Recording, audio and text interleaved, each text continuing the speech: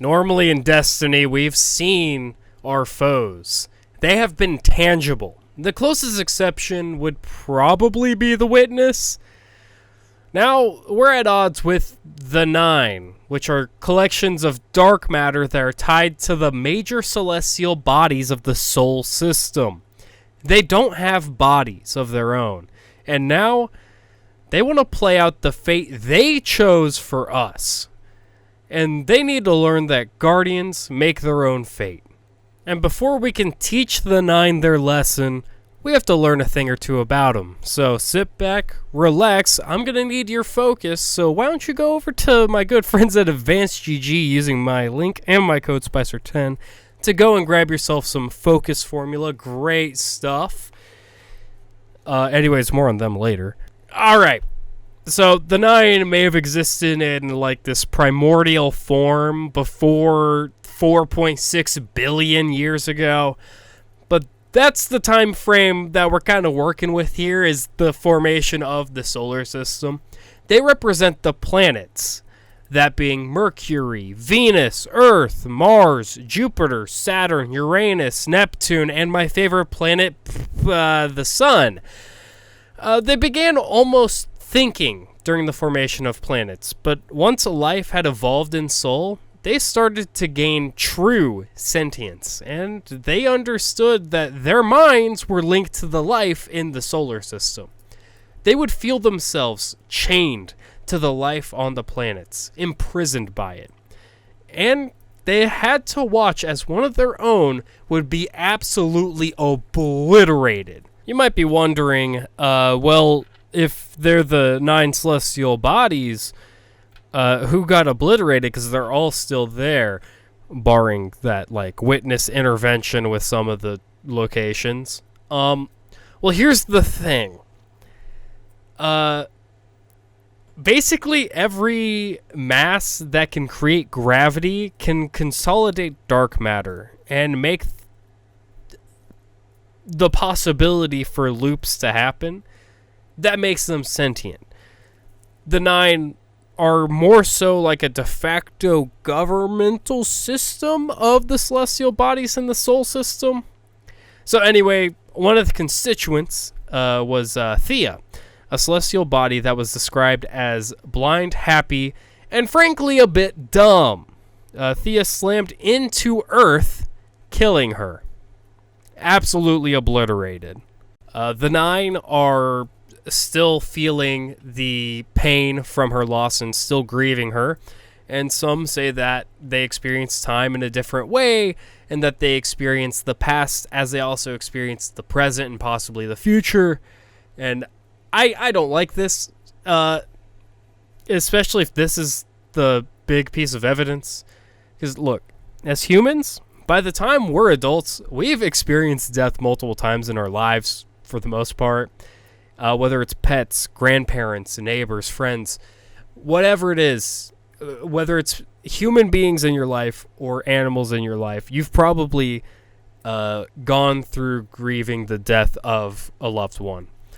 Geoforms like the Nine could only see other geoforms with their own gravity and dark matter sentience as being something that could be seen as a life form that deserves to live, have life. So in my opinion, the geoforms, that's what I'm going to sometimes refer to them as in this video. Basically, the Nine are emotionally stunted due to the extraordinary time span of their perception. Like, they've lived so long, and there's no, like, real mental maturity they go through like we do as animals. So they just kind of lack the everyday tragedy that we as people face. Why would you mourn an amoeba? Why would a god mourn a mortal? But a god would shed tears if their own had fallen. That's kind of what I'm working off there. I don't think it's really that they're still literally feeling it.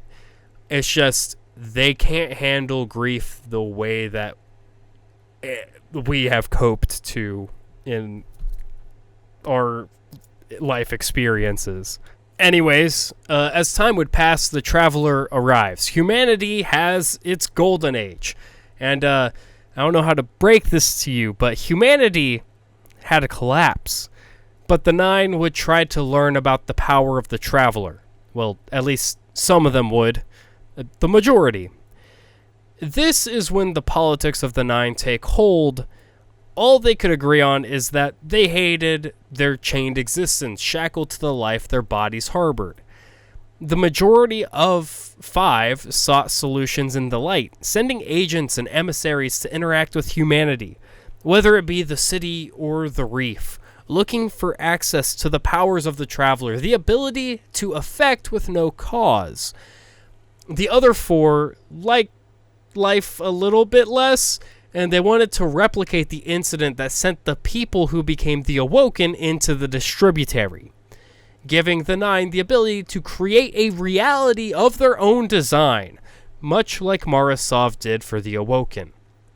One result means humanity could theoretically survive, still, but probably not super likely, honestly. The other is total annihilation of all life in the Sol system, possibly even the geoforms that make up the Nine.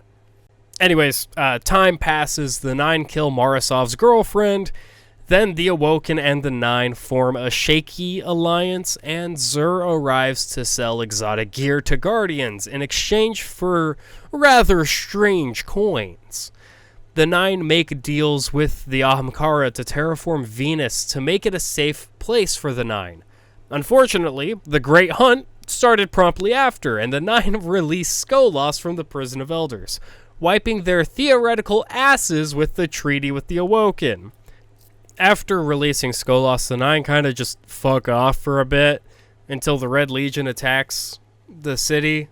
If you ever wondered why the Vanguard didn't know about the massive Cabal fleet in Sol, it's because the Nine helped mask the Cabal advance into the city. Advance? Like Advanced GG, the sponsor of this video? Look, if you're going to be battling planets, you need a quick boost of energy to keep you going. So you might as well drink my personal favorite supplement drink with caffeine sourced from green tea that doesn't lead you to crash later in the day. That being Advanced GG. One of my favorite flavors is the guava berry energy. It's delicious. Focus Formula's key lime pie is surprisingly great. It's a little bit of a surprise because you wouldn't think that buttery graham cracker crust flavored energy drink would be good, but it is. Go check them out. Huge love for them. If you use my link and my code down below, Spycer10, I get a kickback from that, and you get to save a little bit on some high-quality products. Anyways, back to the video. Where were we? Oh, yeah. The Red War. One of the representatives of the Nine would allow the Red Legion into the last city undetected. They planned on observing Gaul and copying his methods of taking the light. Of course, that assumes Gaul was successful, and also that the Red War even happened, and it wasn't just, like, a weird court case. Yeah, what they didn't see coming was the Almighty. Yeah, not a great thing to overlook. Personally, I like to think the Sun let the Red Legion in just for the Almighty to be pointed at them. Anyways, if the Almighty was actually fired, all life and soul would have ended, including the Nine, so the member that allowed Gaul's forces in was promptly chastised. While that was happening, another guardian named Orin was seeking out some ghosts that ventured outside the solar system and spoke with the Nine. Orin would have an encounter with the Nine where they would bestow her with the knowledge. But not like books. If you've ever seen Indiana Jones and the Kingdom of the Crystal Skull, think of when the definitely not gray man alien extraterrestrial beings give the Russian lady all the knowledge of the universe and her brain short circuits. Anyways, that almost happens to Orin.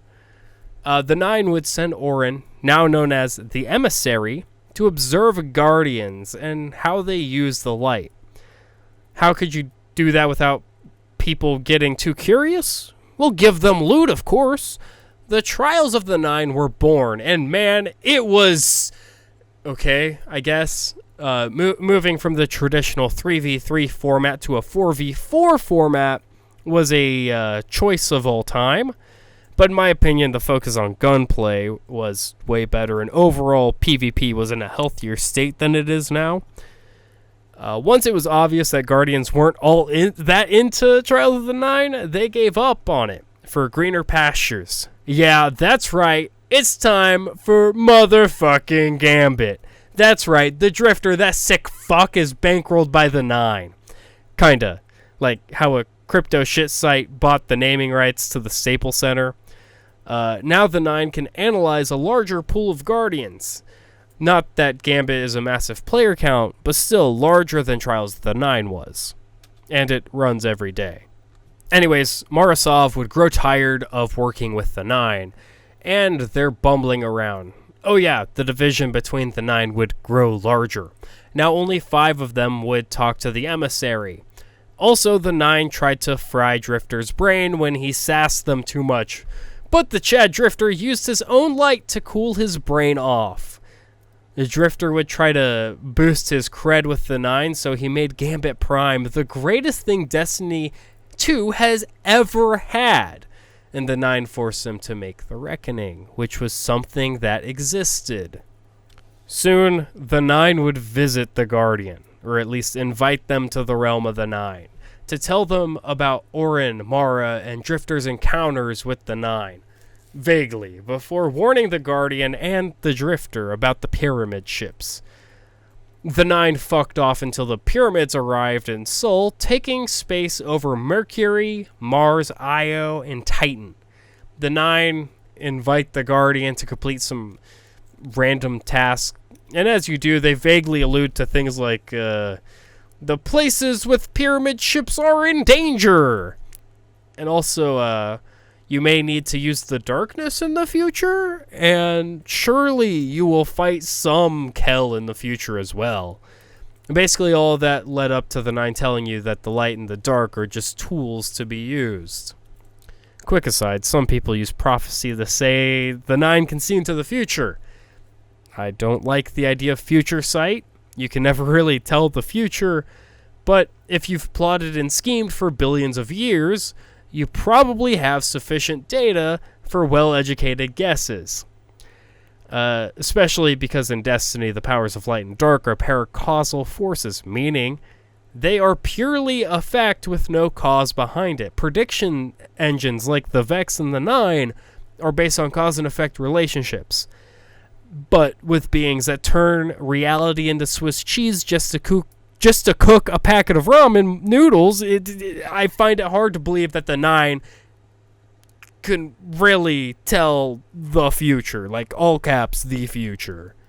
Outside of the game show taking place as the Paraverse grew closer, allowing Star Horse to arrive along with extra-dimensional loot, the Nine kind of sat back and waited, probably because one of them was gone for a year and another still isn't truly back. Anyways, the division between the Nine is greater than it has ever been. Some rejoice the death of the Witness, while others kind of don't.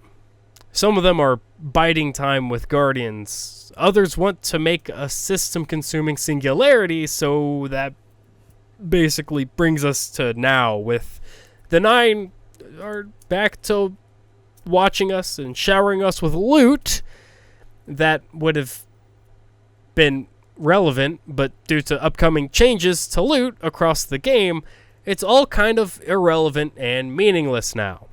Don't let the empty gestures of the Nine fool you into buying into their eon scaling schemes. When you could buy advanced GG using my link and my code Spycer10, giving you great products and giving me money. What's up? Yeah, the Nine are playing with us like we're just pieces of their game. Perhaps chess? Edge of Fate marks our move to fight back against the Nine and the fate they have planned for us. There's still much to learn about Kepler and how it connects to the Nine, a place where dark matter is more tangible than anywhere in the solar system. So I guess now we just wait to take on the 9. Anyways, as we're getting closer to edging to feet, I would just ask you to like, comment, subscribe. This video was great, wasn't it? Anyways, thank you so much for watching, and I'll see you next time.